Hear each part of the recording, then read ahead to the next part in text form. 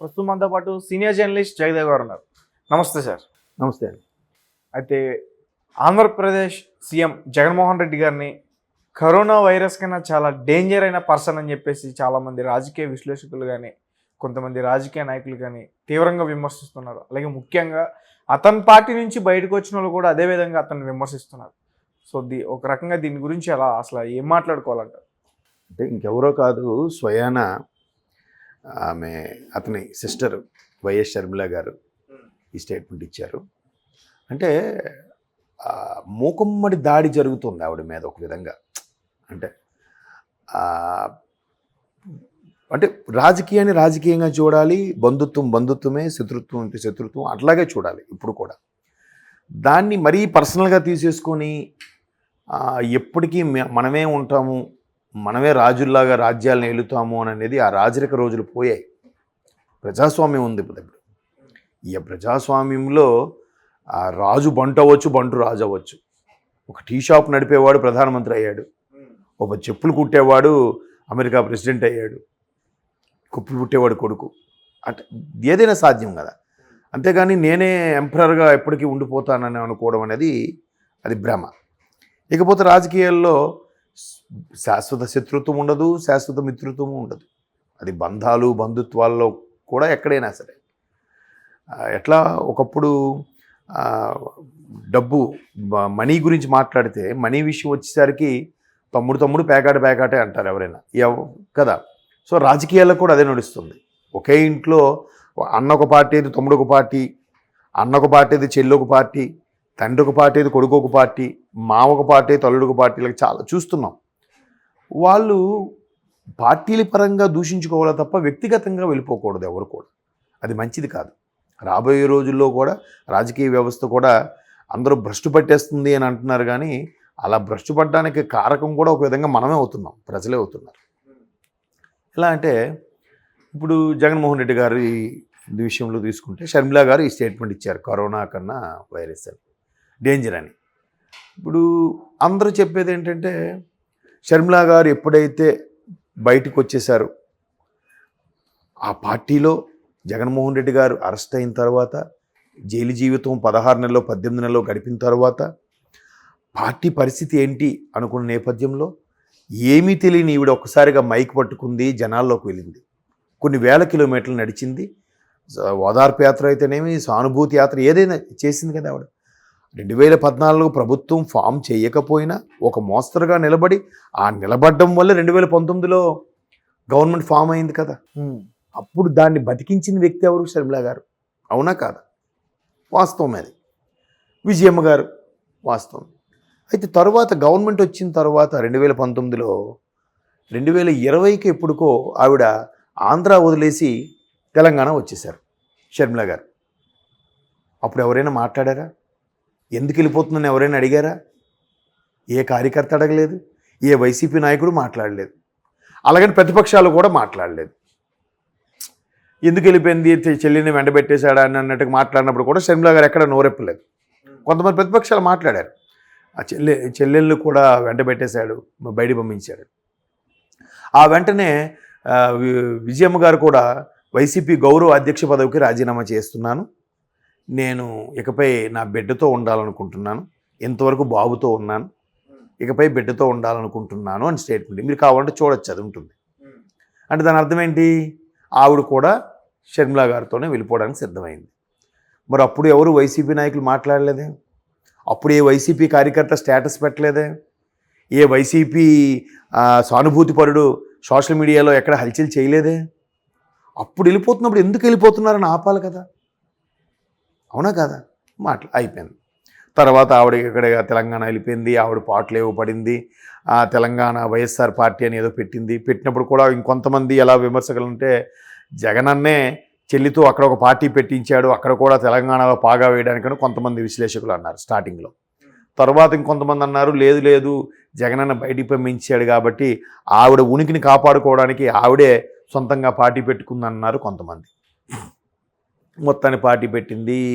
అప్పటి ప్రభుత్వం బీఆర్ఎస్ ప్రభుత్వం వ్యతిరేక విధానాల మీద చర్చించింది, పోరాడింది, జైలుకు కూడా వెళ్ళింది, అరెస్ట్ అయ్యింది, అన్నీ జరిగింది ఆవిడ. ఆ తర్వాత కాంగ్రెస్ నుంచి పిలుపు వచ్చింది, ఏం జరిగిందో తెలియదు. మద్దతు ఇస్తామనుకున్నారు, కలిసి పోటీ చేస్తామనుకున్నారు. ఫైనల్గా మద్దతుకే మొగ్గు చూపారు, పోటీ చేయకుండా తప్పుకున్నారు. అది అయిపోయిన తర్వాత కాంగ్రెస్ గవర్నమెంట్ ఫామ్ అయింది తెలంగాణలో. మరి కాంగ్రెస్ అధిష్టానం ఏం ఆలోచించిందో, ఒక విధంగా షర్మిలా గారు కూడా కాంగ్రెస్ గెలవడానికి కారణమయ్యారనే ఉద్దేశంతో ఆవిడికి మరల ఆంధ్రాలో కూడా కాంగ్రెస్ను బతికించుకోవాలనే ఉద్దేశంతో పీసీసీ చీఫ్గా చేశారు కదా. ఎందుకు? రాజశేఖర రెడ్డికి బిడ్డ కాబట్టి. ఎందుకు రాజశేఖర రెడ్డి గారి బిడ్డకి ఎందుకు ప్రాధాన్యత ఇచ్చారు? కాంగ్రెస్ హయాంలో 2 సార్లు రాజశేఖర రెడ్డి గారు ముఖ్యమంత్రి ప్రకటించింది కాంగ్రెస్ పార్టీ కాబట్టి కదా. సో ఇప్పుడు ఆ డ్యూటీ ఏంటి? అక్కడ ఆంధ్రప్రదేశ్లో ఎవరు ప్రభుత్వం ఉంటే వారిని విమర్శించాలి, అంతే కదా. అంతేగాని జగన్మోహన్ రెడ్డి గారిని పని కట్టుకొని విమర్శించే పని ఏం చేయట్లేదుగా. అక్కడ చంద్రబాబు గారి ప్రభుత్వం ఉన్నా విమర్శిస్తుంది, పవన్ కళ్యాణ్ గారి ప్రభుత్వం ఉన్నా విమర్శిస్తుంది ఆవిడ. దాన్ని వైసీపీ వాళ్ళు జీర్ణించుకోలేక ఇంకా ఆవిడ్ని మురుసుపల్లి షర్మిలా శాస్త్రి అని, మురుసుపల్లి షర్మిలా గారని, వైఎస్ షర్మిలా కానే కాదని రకరకాలుగా విమర్శిస్తున్నారు. కాకుండా ఎలా పోతుంది ఆవిడ? రాజశేఖర రెడ్డికి స్వయాన బిడ్డ కదా. ఇప్పుడు భర్తింటి పేరు వస్తే వచ్చు, కానీ సర్టిఫికెట్లు అన్నింటిలో వైఎస్ షర్మిలానే ఉంటుంది కదా. సో ఆవిడకి మెల్లమెల్లగా భద్రత కూడా తగ్గించేశారు. నాకు భద్రత తగ్గించింది, నాకు ఏమైనా జరిగితే ప్రభుత్వం అందే పూచి అన్నట్టు కూడా మాట్లాడింది. ఆవిడ మీద చాలా విమర్శలు చేస్తున్నారు, వ్యక్తిగత విమర్శ కూడా చేస్తున్నారు. కాబట్టి ఆవిడ వ్యక్తిగత చేయట్లే, ప్రభుత్వ పరంగా చేస్తుంది. ఆవిడ ఏమంటుంది? ప్రభుత్వ వైఫల్యాల గురించి ఎండగడుతుంది. బీజేపీకి మీరు అమ్ముడుపోయారు, అందుకే మీరు స్పెషల్ స్టేటస్ ఏం తెప్పించుకోలేకపోయారు. బీజేపీకి మీరు బానిసలుగా ఉన్నారు, అందుకే పోలవరం ఇంతవరకు పూర్తి చేయలేకపోయారు. ఆ మంత్రులు ఉన్నారు 1%, 0.5% అన్నారు. 2020 డిసెంబర్కి అయిపోద్ది అన్నారు. ఏది 23 డిసెంబర్ కూడా అయిపోయిందిగా. ఎక్కడ ఏం మాట్లాడారు మరి? ఇలా ఇన్ని విమర్శలతో విమర్శిస్తుంది ఆవిడ, అంతేగాని వ్యక్తిగతంగా పోవట్లేదుగా. జగన్మోహన్ రెడ్డి మీద ఇన్ని కేసులు ఉన్నాయి. ఆ రోజు నాకు ఆయన అరెస్ట్ అయ్యి జైలుకి వెళితే నన్ను ఎవరెవరు పాదయాత్ర చేయమన్నారో కావాలంటే పిలిపించి మాట్లాడండి అని అంటుంది తప్ప, అరెస్ట్ అయిపోయాడు, ఆయన మీద ఇన్ని కేసులు ఉన్నాయి, ఈడీ ఇన్ని జప్తు చేసిందని ఆవిడ ఎక్కడ మాట్లాడట్లే, వ్యక్తిగతంగా మాట్లాడట్లే.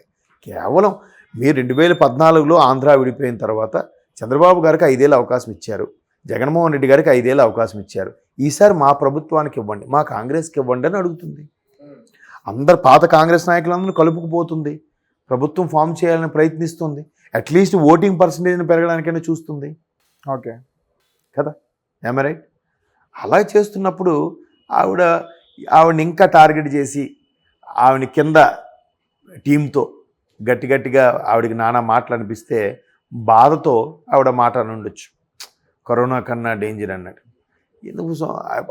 ఎంతకుముందు ఇప్పుడు పార్టీల్లో ఉన్నప్పుడు జనరల్గా ఆఫీసులోనే తండ్రి కూతురు పనిచేసినప్పుడు, కూతురు ఆఫీసర్గా ఉన్నప్పుడు, తండ్రి ఆవిడ కింద అసిస్టెంట్గా ఉన్నప్పుడు ఆఫీసులో అందరి ముందు పేరు పెట్టే పిల్లాలి. రాజకీయాల్లో కూడా ఆవిడ పేరు పెట్టి జగన్ రెడ్డి గారని అంది. జగన్ రెడ్డి అంటే మళ్ళీ అందరూ ఫీల్ అయిపోయారు, అన్నయ్యని పట్టుకొని పేరు పెట్టి పిలుస్తుందని. ఇంక పాపం అప్పటి నుంచి మరి నేను ఎలా పిలవాలి?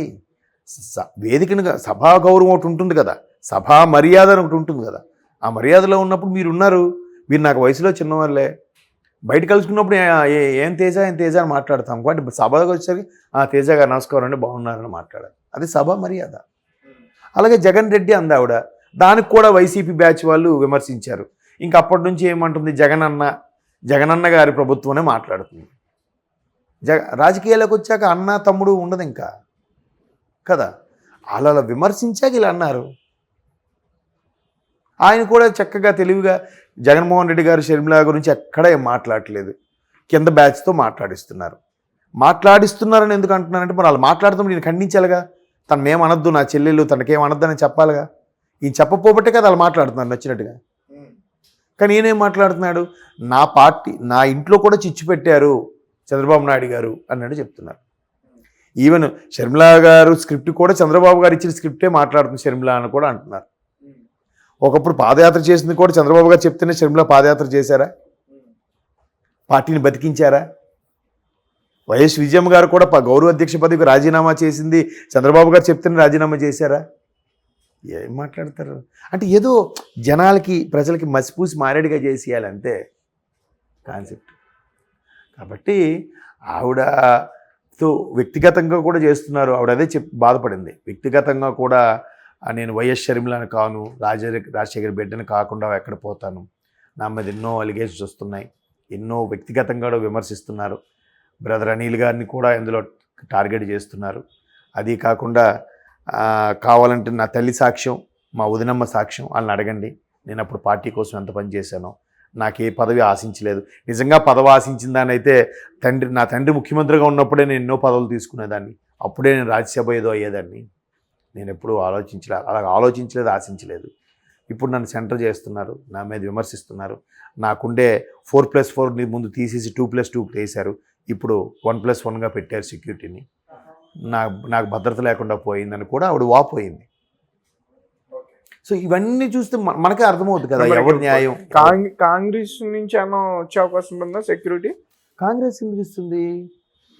సెంట్రల్ ఆవిడ ఒక కీలకమైన పదవి ఇప్పుడు ఇచ్చారు కాబట్టి ఇవ్వాలి. ప్రభుత్వం కల్పించాలి, స్థానికంగా ఉండే ప్రభుత్వం. దానికి ఒక సెపరేట్గా ఉంటుంది కదా ప్రోటోకాల్వి, ఆ సెక్యూరిటీ వింగ్స్ వాళ్ళు కేటాయిస్తారు. ఆవిడకి ఇంకా పదవికి ఓన్లీ కాంగ్రెస్ పార్టీ తరఫున కానీ గతంలో కొన్ని కీలకమైన పదవులు చేసిన దాఖలా లేవుగా. ఎమ్మెల్యే కానీ, ఎంపీగా కానీ, మంత్రిగా కానీ ఏం చేయలేదుగా.